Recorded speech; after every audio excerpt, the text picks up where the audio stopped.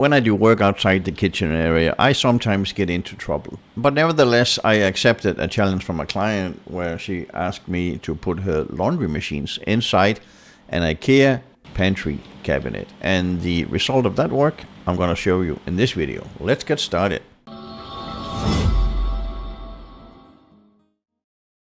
Just because something is possible doesn't mean it's a great idea. And putting laundry machines inside a cabinet has certainly some challenges because, as you may know, laundry machines can shake quite a bit when they are running. And if we put a laundry machine inside a cabinet and it's sitting on the bottom of that cabinet, I think that cabinet at some point will fall apart.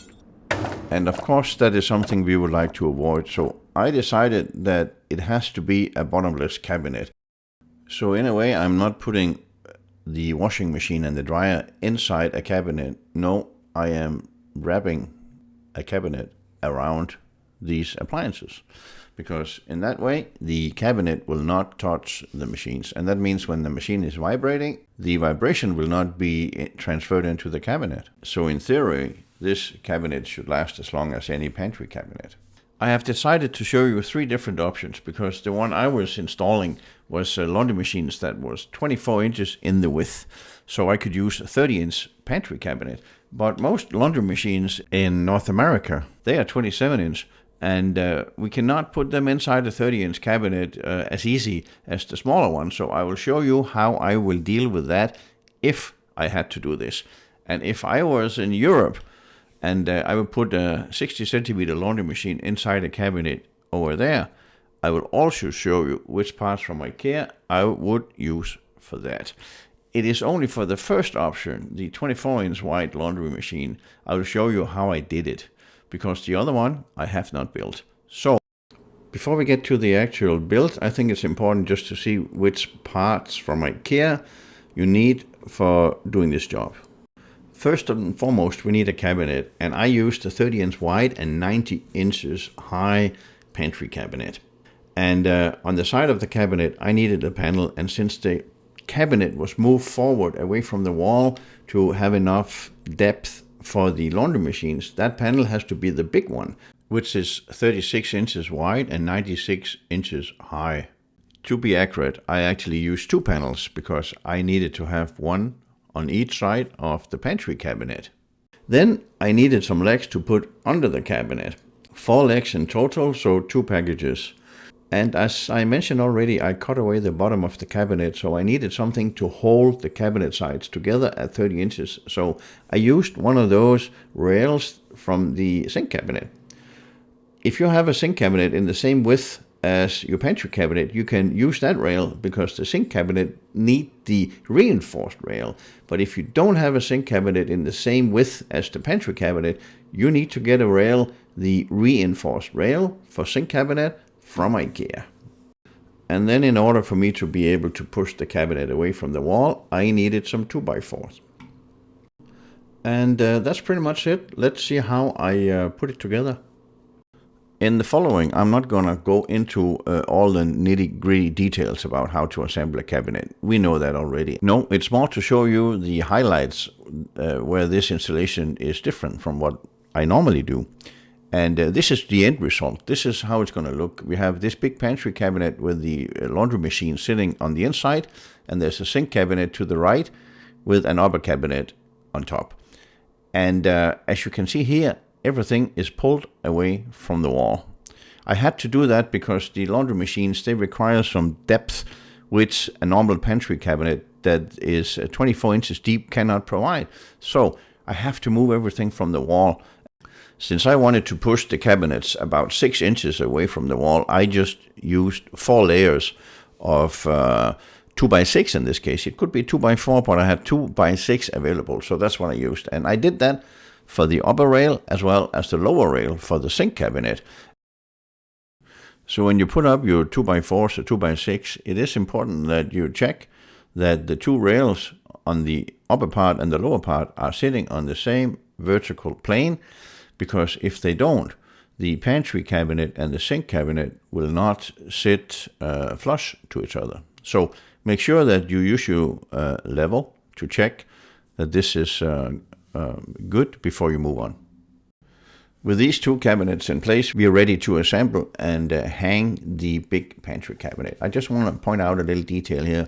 As you can see, this piece of scrap wood sitting on the side of the upper wall cabinet, that is simply to push it away from the wall, because when we have pushed the rail away from the wall cabinet needs to be hold in position away from the wall as well. Otherwise, it will be hanging in towards the wall, and we don't want that. It might be easier, though, if you put it under the wall cabinet instead of on the side, because when it's on the side, it'll be in the way when we hang the pantry cabinet, right? So don't put it there, put it under the cabinet.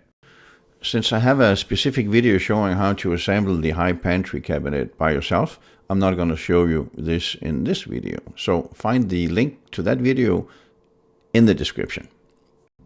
Since we have to cut away the back of the cabinet in order to create space for the laundry machines, you can decide to do that as Ikea suggests in the assembly instruction. But if you do it at this point in time, it's important that you know exactly where that shelf goes. Maybe you do and maybe you don't. I was a bit uncertain, so I decided to cut the hole when the cabinet was hanging on the wall. If you, on the other hand, are stubborn and want to do it while you have it on the floor there, don't put in the lower piece, because we will take the bottom out of the cabinet. So we don't need anything right there. I found it was a lot easier if I just assembled the cabinet with the full back, because then I can also use the back to square out my cabinet and make sure that it is assembled correct, just like I do with any other cabinet. Now it was time to put in the shelf. And I wanted to do that to give the cabinet some structure before I take out the bottom and the back of the cabinet. When deciding where to put the shelf, it's important that you take into consideration the height of the laundry machine you want to put in there, whether it's just the washer itself or a stack with washer and dryer. Before you cut away the back of the cabinet, I recommend that you put a few nails in through the back into the shelf of this cabinet. Because by doing so, when you put stuff on that shelf, you won't push the back of the cabinet away from the shelf. And something could fall down behind the laundry machines. I use my oscillating tool for cutting away the back of the cabinet, but if you don't have one of those, you can use a regular handsaw or even a utility knife, because it is only a few millimeters thick and it's fairly easy to cut into. Now it's time to remove the bottom of the cabinet, but since the legs supporting this cabinet is sitting on the bottom, we need to put something on the side of the cabinet to support the cabinet, because without the legs it will surely move towards the wall. If I was watching this, I would probably be thinking, why are you not showing this with video or pictures? And yeah, I'm sorry. I did not take a lot of pictures from this installation, and I certainly have no video. So with this shameful confession out of the way, let's continue. The reason I did not put a piece of support on the other side is because I have a cabinet sitting right there. And these two cabinets were not attached at this point, but I could put a clamp on to secure those two cabinets. And what you don't see here is that I actually had legs on that sink cabinet. So by attaching those two cabinets with a clamp, the bottomless cabinet was going nowhere. To remove the bottom of this pantry cabinet, I simply reached in with a very short, stubby screwdriver and undid those lock nuts. And when they were all free to move, I could push aside the sides of the cabinet and let the bottom basically fall to the floor. With the back panel of the cabinet and the bottom of the cabinet out of the way, I could cut and fit that panel that goes in between the sink cabinet and the high pantry cabinet. And that is in place right here. At this point of the installation, I took a break. And when I got back at it, the laundry machine has been put in. And that was actually deliberately, because I figured that it would be a lot easier for the laundry machine installers to put those in before the cabinet was fully finished. And I didn't want them really to mess up my work. So here in this picture, you can see that the laundry machine has been put in the half-finished cabinet. And if you pay attention, you will even see that I added that metal rail I mentioned, doing which parts we need. in front of the cabinet. And I'm doing that because it's very important that we make sure that those two sides of the cabinet do not spread out, because then our doors will not be aligned at all. This is only something you need to do if you don't have cabinets on each side of this pantry cabinet. I have a cabinet on the right hand side, but not on the left. So if I don't do anything to secure the side of that cabinet, it will move either way, to the left or the right. So I used the rail that was left over from the sink cabinet. You could also decide, when the panel on the left hand side is in, to take that one off and put a bracket into the floor. I did not want to do this because this is actually tiles that looks like wood, but I prefer not to make a hole in those and have an ugly bracket sitting there at the bottom. Now it's time to put on the big panel on the left hand side of this cabinet. And before I can do that, I have to remove that support I put on. But before I can remove the support, I need to put on some legs under that cabinet to support it. What I did is I cut away those little pegs sitting on the base of the plastic leg, and then I could attach the legs up under the side of the cabinet with 2 screws in each, and I actually added one in every single corner of the cabinet. I know I didn't have to do it on the right hand side because it's tied into the sink cabinet, but I like to do things as sturdy as possible. So that's what I did. 1 leg in each corner, and I could adjust them now individually to make sure that the cabinet was sitting plumb and exactly where I wanted it. Another reason for putting the legs on the right hand side of this cabinet is also because I need that leg to attach my toe kick to. And as you can see here, I got a toe kick in the correct length, and I could clip it on to those 2 legs. Finally, I could cut and attach the big panel on the left hand side of the cabinet. And with that done, I could attach the doors.